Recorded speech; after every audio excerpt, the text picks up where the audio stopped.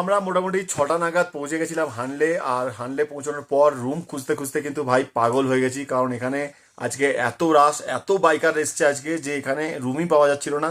তো অনেক খোঁজাখুঁজি করে লাস্টে একটা রুম পেয়েছি, তোমাদেরকে দেখাচ্ছি। তো এই হচ্ছে মোটামুটি রুম। এখানে 4টে বেড আছে, ডরমেটরি রুম, একটা শেয়ারিং রুম। তাতেই আমাদের পার হেড 1000 টাকা করে পড়ে গেছে। মানে 4টে বেড আছে, মানে এই রুমটা কিন্তু 4000 টাকা। মানে থাকা খাওয়া মিলিয়ে, ডিনার লাঞ্চ দিয়ে, সরি লাঞ্চ নয়, ডিনার ব্রেকফাস্ট দিয়ে পার বেড 1000 টাকা করে পড়েছে। কিছু করার নেই, আর কোনো অপশন ছিল না। খুঁজতে খুঁজতে আমাদের প্রায় মানে 1.5-2 ঘন্টা কেটে গেছে।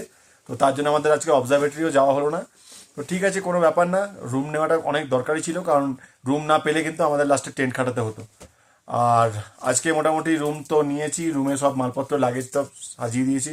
বেডের মধ্যে এখন জাস্ট ফ্রেশ ট্রেশ হয়ে শুয়ে পড়েছি। খাওয়া দাওয়ার একটু পরেই আসবে, তো আজকে ডিনার করব, করে একদম চুপচাপ ঘুমাবো। কারণ কাল সকালে কিন্তু আমরা এখান থেকে বেরোচ্ছি উমলিংলার দিকে। তো চলো, কালকে উমলিংলা করে আসার পর সুযোগ পেলে নিশ্চয়ই অবজারভেটরিতে যাবো, আর তোমাদের সঙ্গেও সেই শেয়ার